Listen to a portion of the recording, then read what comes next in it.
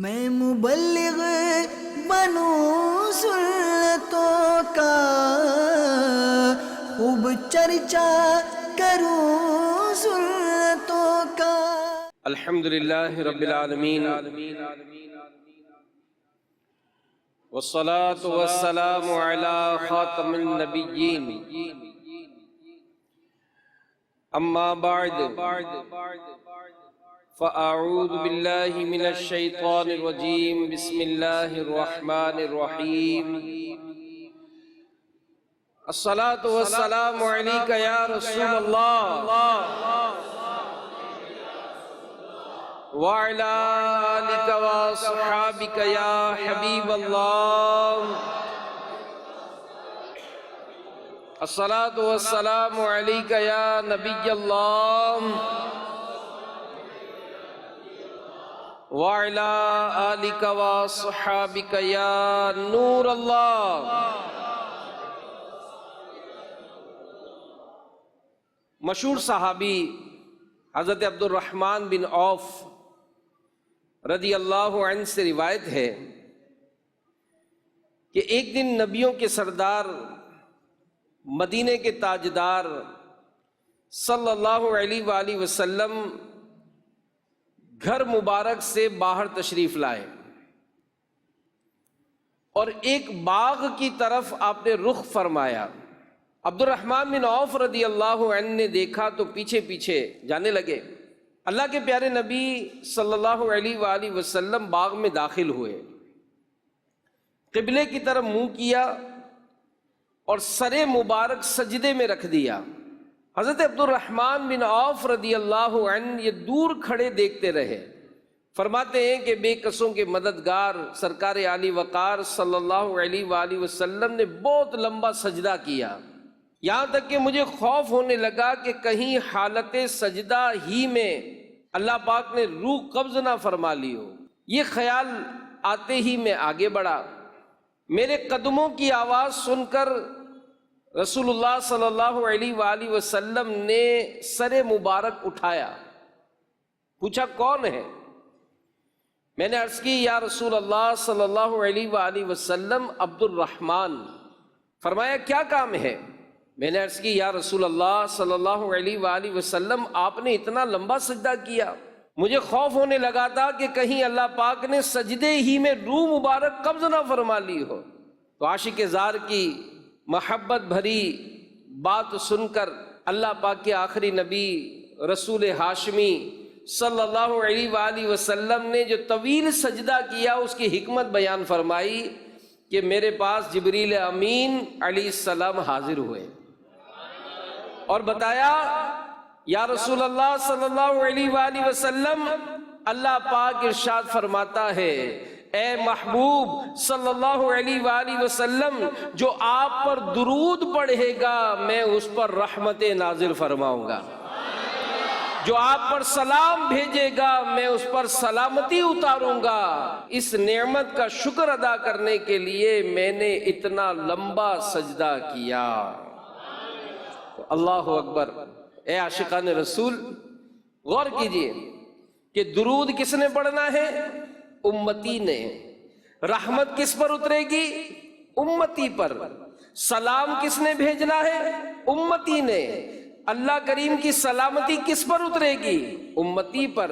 اور سجدہ شکر ادا کون کر رہا ہے؟ امت کا غم کھانے والے، امت کی شفاعت فرمانے والے، امت کو بخشوانے والے، جنت میں پہنچانے والے آقا صلی اللہ علیہ وآلہ وسلم۔ تو سبحان اللہ، اندازہ کیجئے کہ ہمارے پیارے پیارے آقا مدینے والے مصطفیٰ صلی اللہ علیہ وآلہ وسلم کو اپنی امت سے کتنا پیار ہے۔ اللہ اللہ، امت گناہ کرے اور آقا صلی اللہ علیہ وآلہ وسلم راتیں رو رو کر گزارے، امت کو نعمت ملے تو آقا صلی اللہ علیہ وآلہ وسلم شکر کے سجدے کریں۔ اعلیٰ حضرت مولانا شاہ امام احمد رضا خان رحمت اللہ علیہ کے بھائی جان مولانا حسن رضا خان رحمت اللہ علیہ حضور صلی اللہ علیہ وآلہ وسلم کی اپنی امت سے محبت کا حال بیان کرتے ہوئے بڑا خوبصورت شعر لکھتے ہیں کہ تم کو کچھ ایسی محبت، تم کو تو غلاموں سے ہے کچھ ایسی محبت، تم کو تو غلاموں سے ہے کچھ ایسی محبت، ہے ترک ادب ورنہ کہیں ہم پہ فدا ہو، ہے ترک ادب ورنہ کہیں ہم پہ فدا ہو۔ یعنی یا رسول اللہ صلی اللہ علیہ وآلہ وسلم، آپ کو اپنے غلاموں سے اتنی محبت ہے کہ یہ ادب نہیں، ورنہ ہم کہیں کہ آپ اپنے غلاموں پر فدا ہیں۔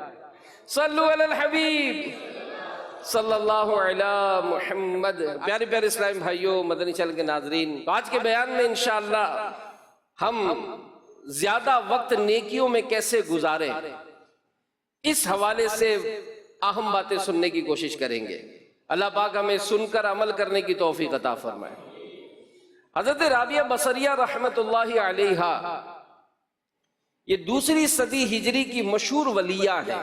آپ رحمت اللہ علیہا اللہ پاک اور اس کے پیارے حبیب صلی اللہ علیہ وآلہ وسلم سے بہت محبت رکھنے والی، خوف خدا میں رونے والی، عبادت گزار، ساری رات عبادت کرنے والی نیک خاتون تھی۔ آپ نے 50 سال اس طرح گزارے، نہ بستر پر لیٹ کر آرام کیا، نہ تکیے پر سر رکھا۔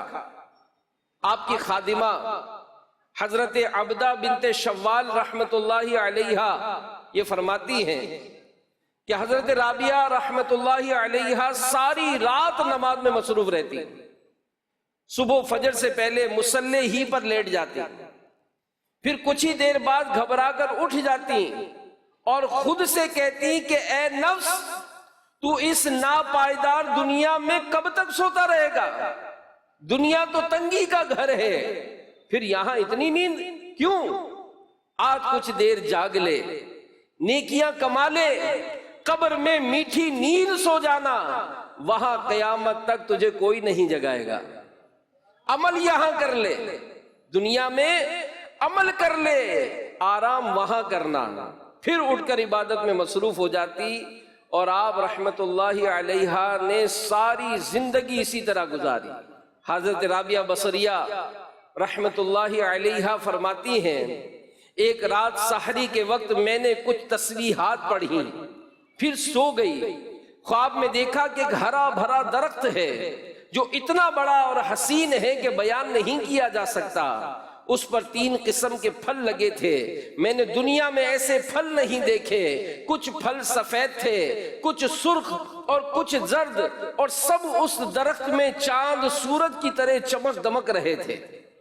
فرماتی ہیں مجھے وہ درخت بڑا اچھا لگا، میں نے پوچھا یہ کس کا ہے؟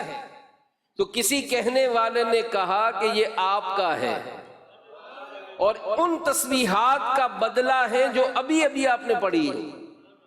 فرماتی ہیں کہ میں درخت کے ارد گرد گھومنے لگی تو دیکھا کہ سنہری رنگ کے کچھ پھل زمین پر گرے ہوئے پائے۔ میں نے کہا کہ کاش یہ پھل بھی ان پھلوں کے ساتھ درخت پر موجود ہوتے تو کتنا اچھا ہوتا۔ جواب ملا یہ وہیں لگے تھے۔ آپ تسبیح پڑھ کر سوچنے لگیں کہ گندا ہوا آٹا خمیرہ ہو گیا یا نہیں، اس وقت یہ پھل گر گئے۔ تو اے عاشقان رسول، اس واقعے کو، اس حکایت کو سامنے رکھ کر ہمیں اپنے بارے میں بار بار غور کرنے کی حاجت ہے۔ کیسی عبرت ہے کہ حضرت رابعہ بصریہ رحمت اللہ علیہا تسبیح میں مصروف تھیں، اس دوران تھوڑی دیر رک کر اپنے گندے ہوئے آٹے کے بارے میں سوچنے لگی تو ان کو یہ معاملہ دکھایا گیا۔ تو غور کریں کہ ہمارا کتنا وقت فضول بسر ہوتا ہے، کتنا وقت ضائع ہوتا ہے، اس کا کیا وبال ہوگا۔ مگر ہم ہیں کہ غفلت سے بیدار نہیں ہوتے۔ سوشل میڈیا، انٹرنیٹ کے بیجا اور غلط استعمال، دنیا کی محبت، مال و دولت کی الفت، قبر و آخرت سے غفلت، نت نئے فیشن اپنانے کی لت، ہوٹلنگ کی کثرت، بس کھاؤ پیو اور جان بناؤ کے نعرہ جہالت اور نیک کاموں میں ٹالم ٹول کی عادت جیسے وقت برباد کرنے والے کاموں نے ہمیں غلط رستے کا مسافر بنا دیا ہے۔ تو یہ غفلت اور بے حسی، یاد رکھیے، ہمیں احساس ہو یا نہ ہو، وقت ایک تیز رفتار گاڑی کی طرح لمحہ بلمحہ گزرتا چلا جا رہا ہے۔ ہمیں ہر گھڑی یہ وقت موت کی طرف لے جا رہا ہے۔ پارہ 30 سورہ انشقاق آیت نمبر 6 میں اللہ پاک ارشاد فرماتا ہے، یا ایھا الانسان انک کادح الی ربک قدحا فملاقیہ، اے آدمی بے شک تجھے اپنے رب کی طرف یقینی دوڑنا ہے، پھر اس سے ملنا ہے۔ تو تفسیر نور العرفان میں ہے، یعنی اے انسان، تیرا ہر سانس تجھے موت سے اور رب سے ملنے کے قریب کیے جا رہا ہے۔ غافل تجھے گھڑیال یہ دیتا ہے منادی، غافل تجھے گھڑیال یہ دیتا ہے منادی، قدرت نے گھڑی عمر کی ایک اور گھٹا دی۔ تو میرے پیارے پیارے اسلامی بھائیوں، اس زندگی کو غنیمت جانیے۔ یہ زندگی جس انداز سے ہماری گزر رہی ہے، آج ذرا غور و فکر کرنے کی عادت بنائیں۔ ہو سکتا ہے زندگی میں تبدیلی کی کوئی صورت بن جائے۔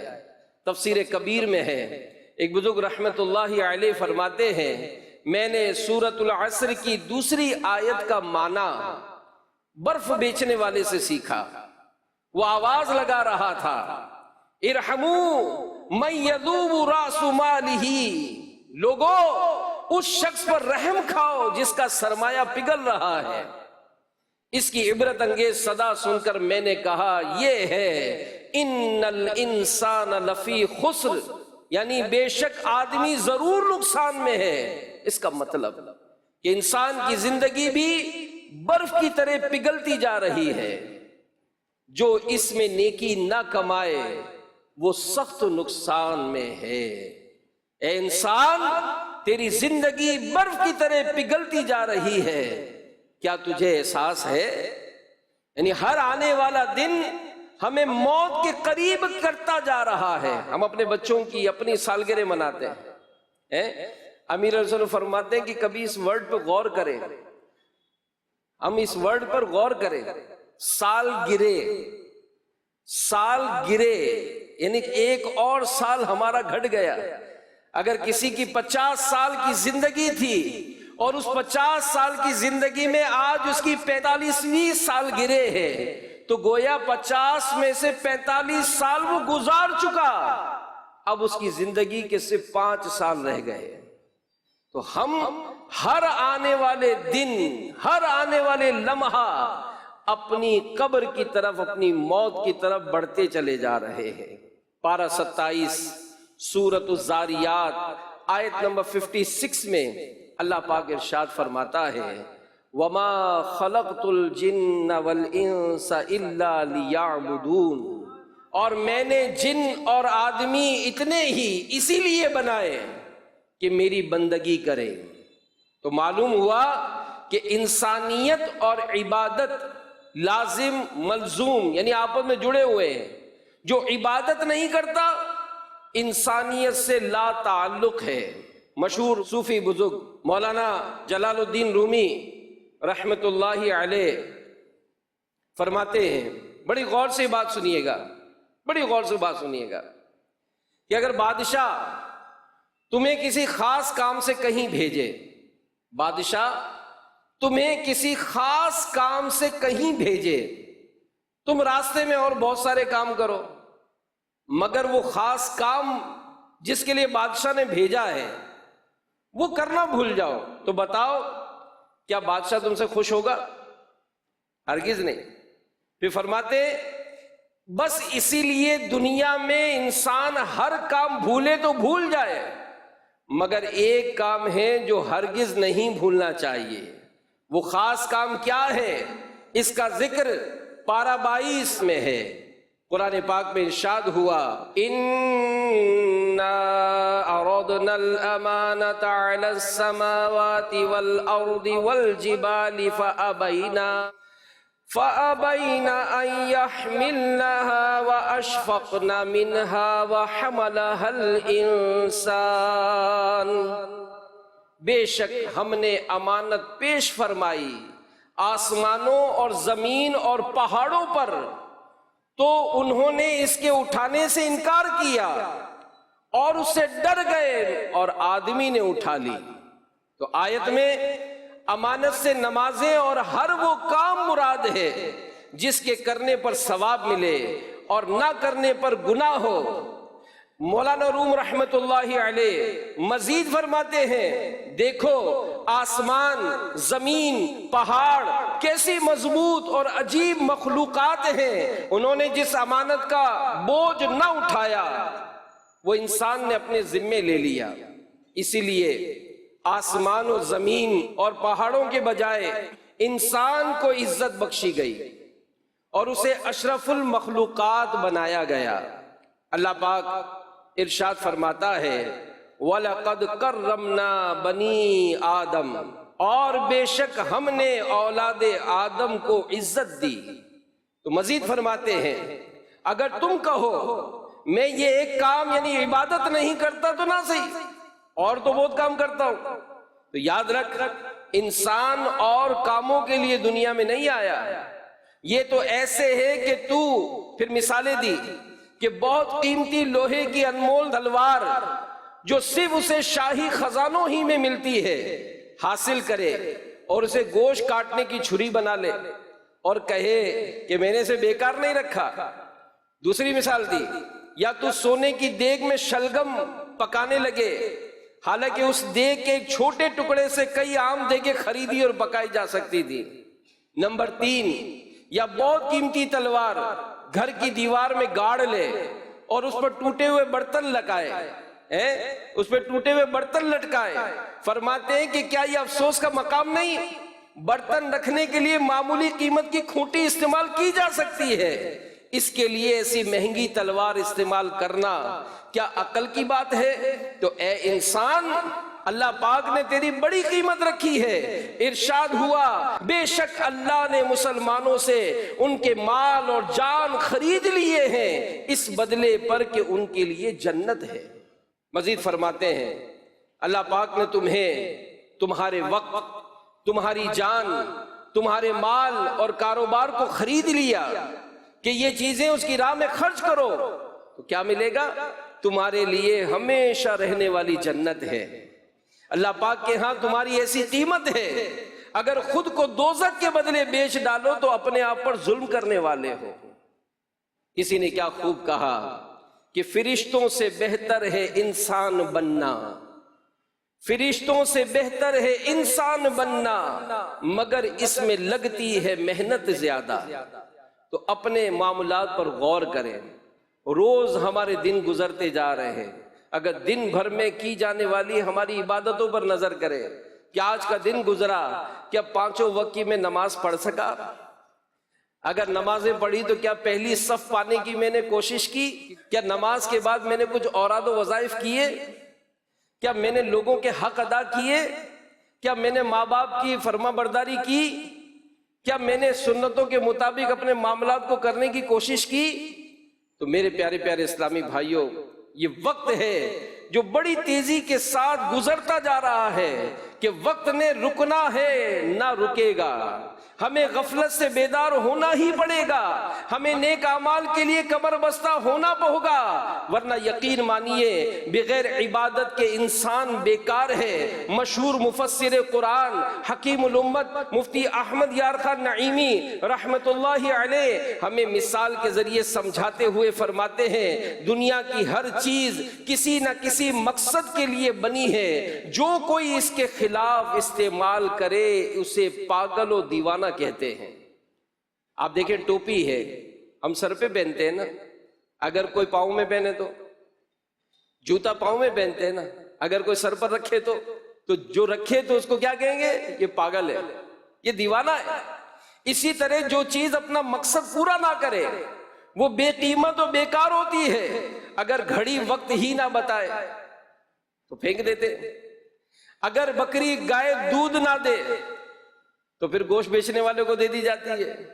تو بس انسان بھی عبادت کے لیے بنا ہے، انسان عبادت کے لیے بنا ہے۔ اگر اس مقصد کے برخلاف چلے، اس پر عمل نہ کرے تو پاگل بھی ہے اور بیکار بھی ہے۔ مزید فرماتے ہیں اگر ہم نے اپنا مقصد حیات پورا نہ کیا تو سمجھ لو کہ نمرود نے جب خدائی کا دعویٰ کیا تو مچھر نے اس کے دماغ میں گھس کر اتنا پریشان کر دیا کہ دن رات اس کے سر پر جوتا پڑتا تھا۔ اس بدبخت نے اپنے دماغ کو خلاف مقصد استعمال کیا، عبادت کرنے کے بجائے اپنی عبادت کروانے کا خواہش مند ہوا تو جوتا جو پاؤں پر پہنا جاتا ہے بجائے پاؤں کے اس کے سر پر پہنچا۔ جس کے سر میں خیال عبادت ہے اس پر تاج ہے، اور جس سر میں نفسانی خواہشات ہے اس پر جوتا ہے۔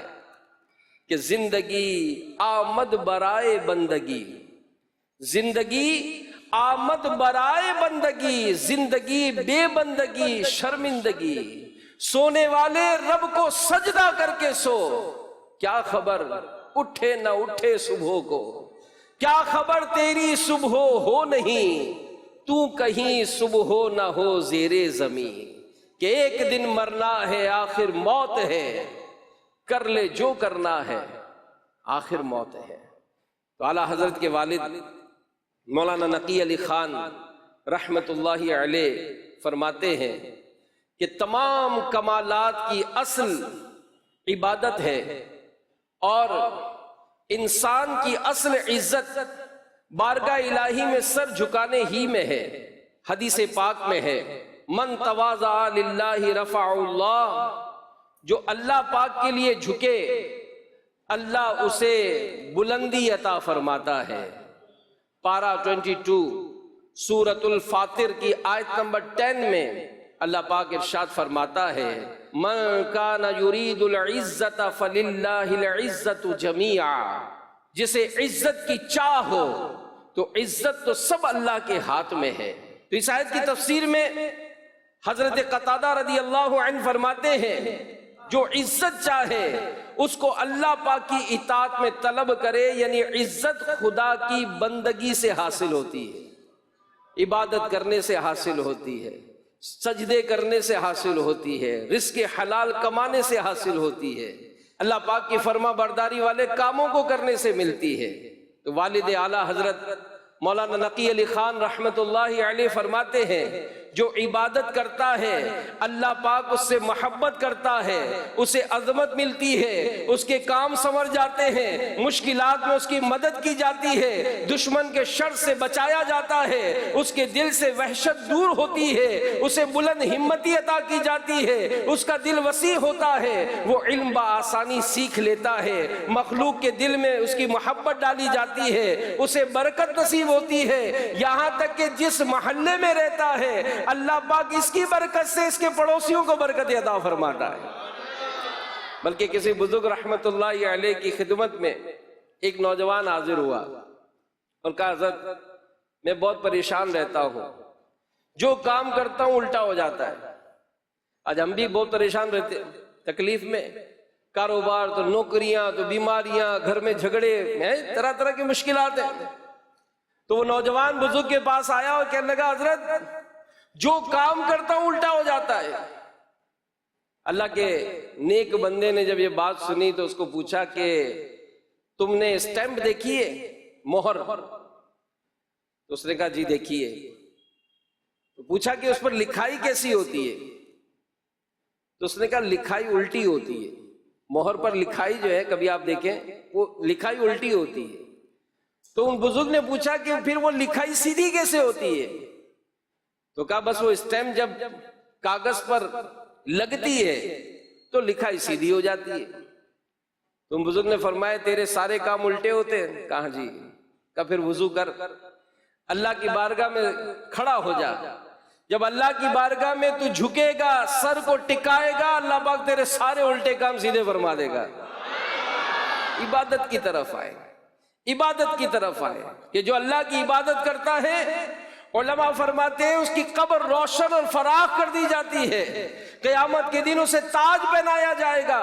عبادت گزار میدان محشر میں براق پر سوار ہو کر آئے گا، اس کا حساب نہ ہوگا، ہوا بھی تو آسانی سے لیا جائے گا، اسے حوض کوثر سے پانی نصیب ہوگا کہ کبھی پیاس نہ لگے گی۔ عبادت گزار پل صراط پر آسانی سے گزرے گا، رضا الہی سے مشرف ہوگا۔ عبادت گزار روز قیامت اللہ پاک کے عرش کے سائے میں جگہ پائے گا، اور عبادت گزار کو رب تعالی کا دیدار نصیب ہوگا۔ میری زندگی بس تیری بندگی میں ہی اے کاش گزرے صدا یا الہی، ہی اے کاش گزرے صدا یا الہی۔ آمین۔ صلو علی الحبیب صلی اللہ تعالی علی محمد۔ تو آج ہم نے وقت کی اور عبادت کی اہمیت سنی، تو یاد رکھیے کہ ہمیں اپنی زندگی جو بقیہ ہے ذہن بنا لینا چاہیے کہ انشاءاللہ زیادہ سے زیادہ نیکیوں میں گزارنے کی کوشش کریں گے۔ تو کیا انداز اختیار کریں، ایسے کون سے کام کریں جس سے ہم کم وقت میں زیادہ نیکیاں کمائیں۔ آئیے اس کے چند ایک آپ کو نسخے بیان کرنے کی کوشش کرتا ہوں کہ اگر ہم وقت کی قدر کرنا اور وقت کو زیادہ سے زیادہ نیکیوں میں گزارنا چاہتے ہیں تو ہم کو گناہ چھوڑنے ہوں گے۔ جی ہاں، کہ گناہ آگ ہے جو قیمتی لمحات کو جلا کر راکھ کر دیتی ہے۔ وقت بچانے اور نیکیاں کمانے کے لیے ہمیں ابھی سے ہی گناہ چھوڑنے ہوں گے، ورنہ گناہوں کی یہ آگ ہمیں تباہ و برباد کر کے رکھ دے گی۔ اعلیٰ حضرت کے والد مولانا نقی علی خان رحمت اللہ علیہ فرماتے ہیں، اے عزیز، گناہ حقیقت میں آگ ہے اور آگ کا اصل مرکز جہنم، لہذا جب گناہ کی آگ دل میں بھڑکتی ہے تو یہ آدمی کو کھینچ کر جہنم کی طرف لے جاتی ہے۔ خلیفہ دوم امیر المومنین حضرت عمر فاروق اعظم رضی اللہ عنہ فرماتے ہیں، گناہ اگرچہ ایک ہو مگر اپنے ساتھ 10 برائیاں لے کر آتا ہے، کہ گناہ کرنے والا اللہ پاک کو غضب دلاتا ہے، گناہ کرنے والا شیطان ملعون کو خوش کرتا ہے، گناہ کرنے والا جنت سے دور اور جہنم کے قریب آ جاتا ہے، گناہ کرنے والا اپنی سب سے پیاری چیز یعنی اپنی جان کو تکلیف دیتا ہے، گناہ کرنے والا اپنے باطن کو ناپاک کرتا ہے، گناہ کرنے والا اعمال لکھنے والے فرشتوں کرامن کاتبین کو تکلیف دیتا ہے، اور گناہ کرنے والا اللہ پاک کے آخری نبی صلی اللہ علیہ وآلہ وسلم کو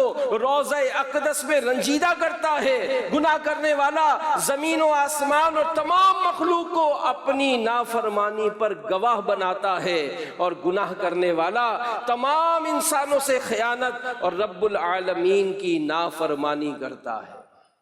ہم کہتے ہیں کہ جناب یہ گناہ بہت معمولی چیز ہے، مگر رب تعالیٰ ناراض ہوا تو یہ گناہ کہیں ہمارے ایمان کو برباد نہ کر ڈالے۔ گناہ کرنے سے عمر میں برکت ختم ہو جاتی ہے، چہرے سے نور ختم ہو جاتا ہے، تو ہمیں گناہوں سے بچ کر نیکیوں بھرا ماحول اپنانے کی حاجت ہے۔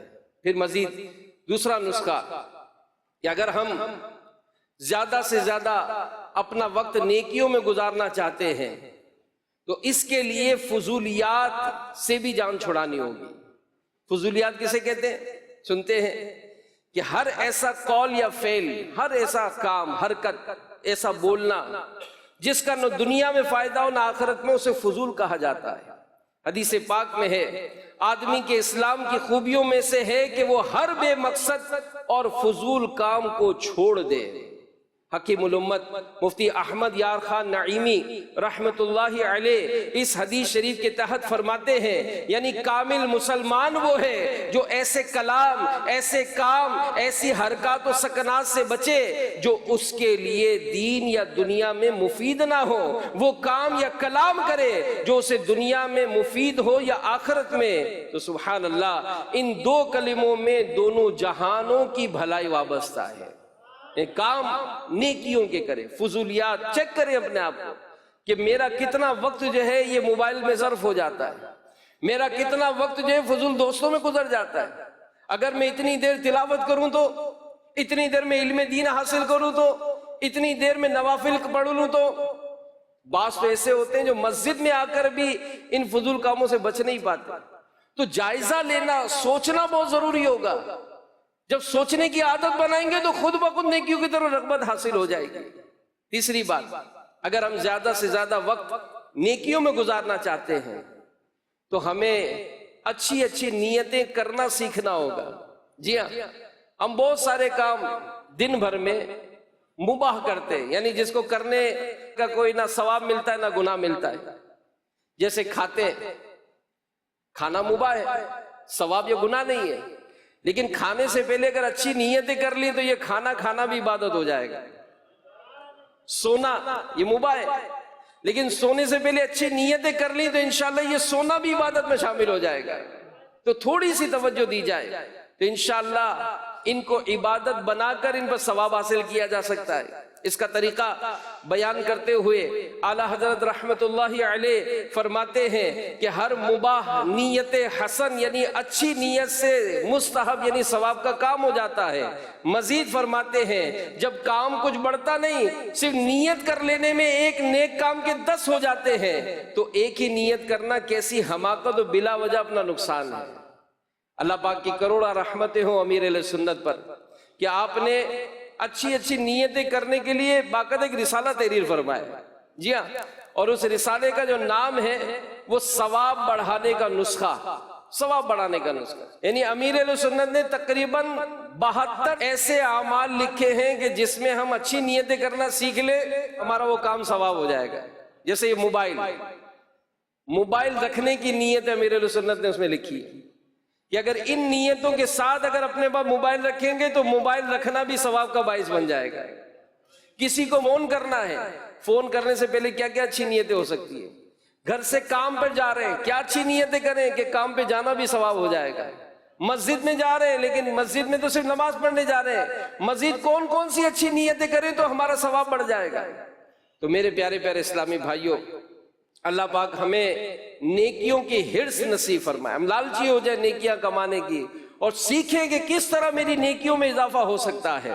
پھر اگر ہم زیادہ وقت نیکیوں میں گزارنا چاہتے ہیں تو کھانا کھاتے ہوئے، پانی پیتے ہوئے، چیز رکھتے ہوئے، اٹھاتے ہوئے، گاڑی چلاتے ہوئے، سوئچ آن آف کرتے ہوئے اگر آپ بسم اللہ شریف پڑھنے کی عادت بنا لیں، درود شریف پڑھنے کی عادت بنا لیں۔ مثال اگر موٹر سائیکل پر کہیں جا رہے ہیں، لیکن جس طرح امیر اہل سنت نے مدنی مذاکروں میں بھی ہمیں ترغیب دلائی ہے کہ تسبیح کا استعمال کر لیں اپنے پاس، اور اگر اپنی انگلی میں تصویر رکھی ہو صلی اللہ علیہ وسلم صلی اللہ علیہ وسلم صلی اللہ علی محمد الصلاۃ والسلام علیک یا رسول اللہ، اس طرح سے درود شریف پڑھتے پڑھتے اپنے کام پر پہنچے اور جیسے ہی جا کر دیکھیں گے تو پتہ چلے گا کہ سینکڑوں درود شریف ہم نے پڑھ لیے۔ تو یہ وقت بڑی تیزی سے گزرتا جا رہا ہے، لیکن ان وقت کو اگر ہم نیکیوں میں گزارنے کی حرص بنائیں گے، سوچ بنائیں گے تو ہی ہمارا کام ہو سکے گا۔ مزید آگے چلتے، اگر ہم زیادہ وقت نیکیوں میں گزارنا چاہتے ہیں تو اس کا بڑا پیارا عمل ہے، اور وہ ہے سنت اپنانا، کہ معمول کے مطابق جو ہم روز کے معمولات کرتے ہیں اگر سنت طریقہ سیکھ لیں اور کوئی بھی کام اپنی سمجھ کے مطابق کرنے کے بجائے سنت کے مطابق کریں تو انشاءاللہ دن بھر میں ہمیں اس انداز کو اپنانے سے لاکھوں کروڑوں نیکی حاصل ہو جائیں گی۔ اور دن میں کتنی مرتبہ پانی پینا ہو، ہر بار ثواب کمانے کی نیت سے اگر سنت کے مطابق پانی پیئیں گے تو ثواب ملے گا۔ کوئی چیز لیتے دیتے ہیں، اگر سیدھے ہاتھ سے لینا دینا شروع کر دیں ثواب ملے گا ہم کو، اچھی نیتیں ہوں گی تو۔ مسجد میں آتے ہیں، سیکھ لیں کہ مسجد میں داخل ہوتے وقت سیدھا قدم داخل کرنا سنت ہے. کھانا کھاتے تو کھانے کا طریقہ سیکھ لیں سنت کے مطابق. کہ ہمارے پیارے نبی، اللہ پاک کے آخری نبی، سچے نبی صلی اللہ علیہ وآلہ وسلم نے ارشاد فرمایا، من احب سنتی فقد احبنی ومن احبنی کان معی فی الجنہ. جس نے میری سنت سے محبت کی اس نے مجھ سے محبت کی، اور جس نے مجھ سے محبت کی وہ جنت میں میرے ساتھ ہوگا. سبحان اللہ. ایک روز اللہ پاک کے آخری نبی صلی اللہ علیہ وآلہ وسلم نے 3 مرتبہ فرمایا، میرے نائب پر اللہ پاک کی رحمت ہو. عرض کیا گیا حضور آپ کے نائب کون ہیں؟ فرمایا میری سنت سے محبت کرنے اور دوسروں کو سکھانے والے. تو فیضان سنت کا درس دینا شروع کریں. سنت آداب ہی آداب بیان کیے گئے. تو اللہ پاک ہم سب کو عمل کرنے کی توفیق عطا فرمائے. تو اگر اور مزید نیکیاں کمانے کی حرص ہو تو ایک بڑا پیارا عمل ہے کہ اپنی زندگی کا یہ لازمی حصہ بنا لیں.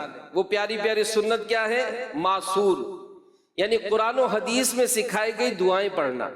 سوتے وقت کی دعا، اٹھتے وقت کی دعا، گھر سے نکلتے وقت کی دعا، داخل ہونے کی دعا، مسجد میں داخل ہونے کی دعا، مسجد سے نکلتے وقت کی دعا ہے. کسی کو مسکراتا دیکھا تو دعا، آئینہ دیکھا تو دعا، کھانا کھانے سے پہلے کی دعا. اس طرح سے میرے پیارے اسلام بھائیو قرآن و حدیث میں سے بہت ساری دعائیں ہیں جو ہمارے پیارے نبی صلی اللہ علیہ وآلہ وسلم پڑھا کرتے تھے. اب یہ کہاں سیکھیں گے؟ الحمدللہ مدرسۃ المدینہ بالغان یہ مساجد میں لگائے جاتے ہیں. مدری چینل پر ہو سکتا ہے دنیا میں کہیں اور بھی دیکھ رہے ہوں. آپ کہیں گے جناب ہمارے یہاں تو مدرسہ مدینہ بالغان نہیں ہے. تو فیضان آن لائن اکیڈمی دعوت اسلامی کا بڑا پیارا شعبہ ہے.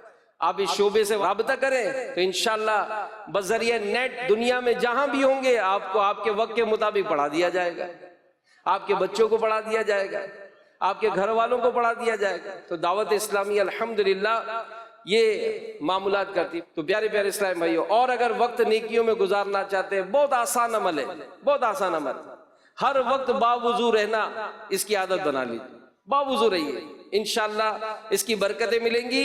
حدیث پاک میں ہے نبی پاک صلی اللہ علیہ وآلہ وسلم نے فرمایا کہ اے ابو ہریرہ جب تم وضو کرو تو بسم اللہ والحمدللہ کہہ لیا کرو. جب تک تمہارا وضو باقی رہے گا تمہارے فرشتے کرامن کاتبین تمہارے لیے نیکیاں لکھتے رہیں گے.